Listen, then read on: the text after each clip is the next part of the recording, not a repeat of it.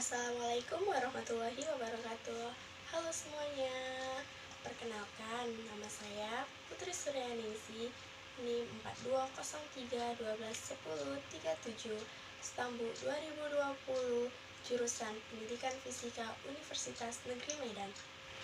Baiklah, di sini saya akan menyelesaikan tugas proyek saya, yaitu mata kuliah perkembangan peserta didik.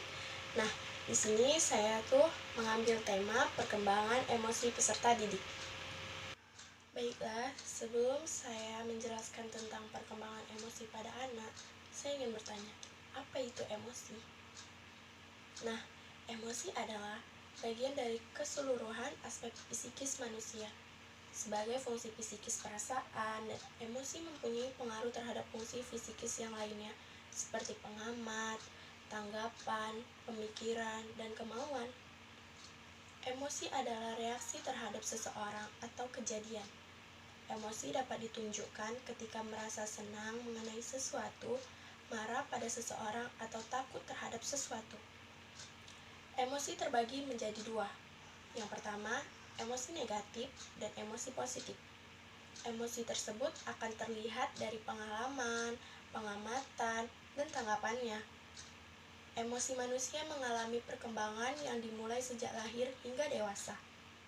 Nah, perkembangan merupakan suatu proses yang pasti dialami oleh setiap individu.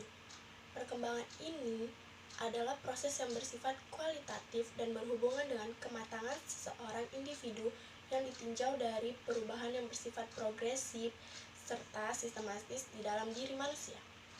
Perkembangan dapat diartikan sebagai perubahan yang sistematis, progresif, dan berkesinambungan dalam diri individu sejak lahir hingga akhir hayatnya, atau dapat diartikan pula sebagai perubahan-perubahan yang dialami individu menuju tingkat kedewasaan dan tingkat kematangannya.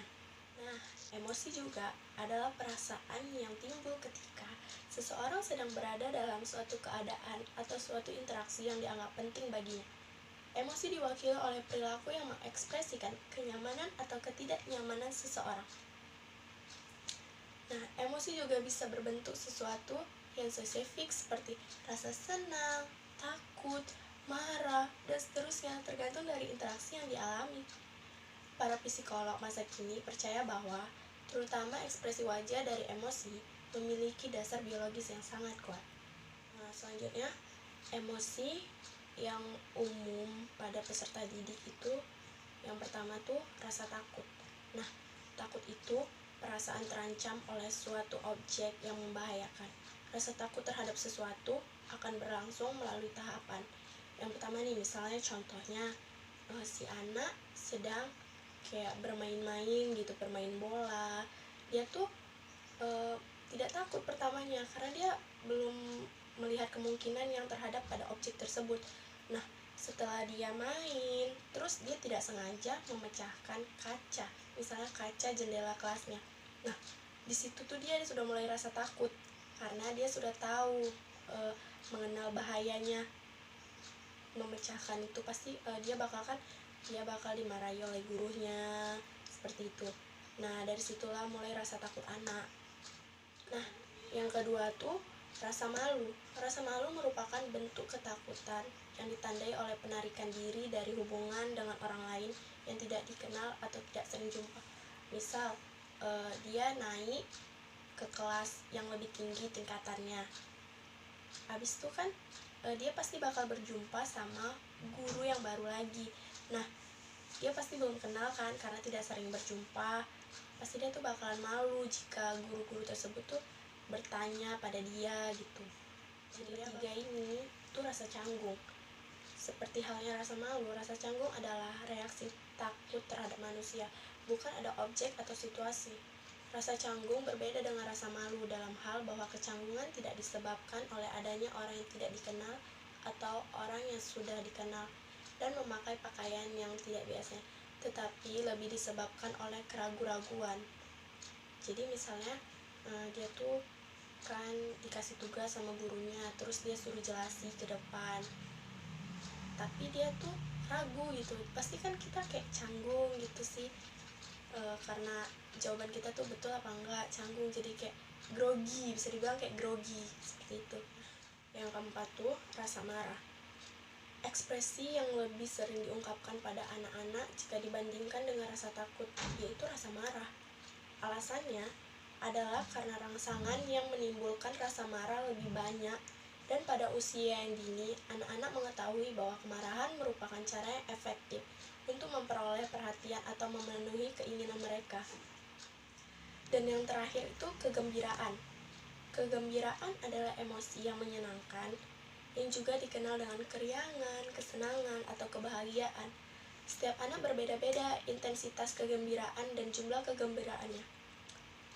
Sebagai contoh, ada kecenderungan umur yang dapat diramalkan, yaitu anak-anak yang lebih muda merasa gembira dalam bentuk yang lebih menyolok, dan pada anak yang lebih tua. Nah, selanjutnya saya akan menjelaskan tentang faktor-faktor yang mempengaruhi emosi perkembangan anak. Yang pertama tuh keadaan anak. Keadaan individual pada anak, misalnya cacat tubuh ataupun kekurangan pada diri anak, akan sangat mempengaruhi perkembangan emosional. Bahkan akan berdampak lebih jauh pada kepribadian anak, misalnya rendah diri, mudah tersinggung, atau menarik diri dari lingkungan. Nah, yang kedua itu faktor belajar. Pengalaman belajar anak menentukan reaksi potensi mana yang mereka gunakan untuk marah. Pengalaman belajar yang menunjang perkembangan emosi, misalnya nih, belajar dengan coba-coba. Anak belajar dengan coba-coba untuk mengekspresikan emosinya dalam bentuk perilaku yang memberi kepuasan sedikit atau sama sekali tidak memberi kepuasan. Nah, yang ketiga itu belajar dari meniru atau mengamati dari orang-orang yang kita kagumi. Nah, belajar seperti ini tidak masalah sih menurut saya, karena bisa membangkitkan emosi kita untuk lebih belajar yang lebih baik. Nah, yang terakhir tuh yang keempat, yaitu belajar dengan membimbing dan mengawas. Anak diajarkan cara bereaksi yang dapat diterima jika suatu emosi terangsang. Dengan pelatihan, anak-anak dimotivasi untuk bereaksi terhadap rangsangan. Nah, kita nih di sini sebagai orang yang lebih dewasa dari anak tersebut, kita tuh bisa selalu mengawasi anak-anak tersebut ketika belajar. Kita bisa memotivasinya agar emosi mereka tuh lebih keluar gitu, dan tidak mengeluarkan emosi-emosi yang tidak baik. Nah, adapun cara mengalahkan atau meredamkan emosi anak adalah dilakukan dengan cara melepaskan ketegangan tubuh. Kita sebagai umat muslim, kita harus memberikan solusi kepada anak tersebut agar tidak selalu emosi. Nah, Rasulullah Shallallahu Alaihi Wasallam pernah bersabda, yaitu beliau memberikan solusi untuk meredamkan emosi marah, yaitu dengan membaca A'udzubillahi minasyaitonirrajim. Nah, baiklah, dalam hal ini peran keluarga itu merupakan lembaga yang pertama kali mengajarkan individu melalui contoh yang diberikan orang tua. Bagaimana individu mengeksplorasikan emosinya. Keluarga merupakan lingkungan pertama dan utama bagi perkembangan anak.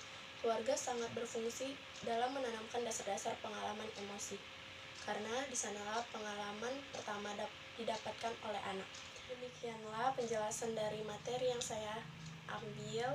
Lebih dan kurang saya mohon maaf, kepada Allah saya mohon ampun. Wabillahi taufiq wal hidayah. Wassalamualaikum warahmatullahi wabarakatuh. Selamat sore.